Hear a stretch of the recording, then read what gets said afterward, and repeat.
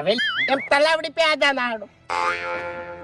પણ આપણે તલાવડી પર નહીં જાવ હેડો હેડો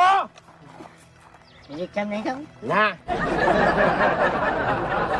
આવડે હા વાઘુજી બધું તો બરોબર છે પણ આ તમારી રિક્ષામાં બંદૂક ચોથી આવી કેજો ચોથી આઈ એમ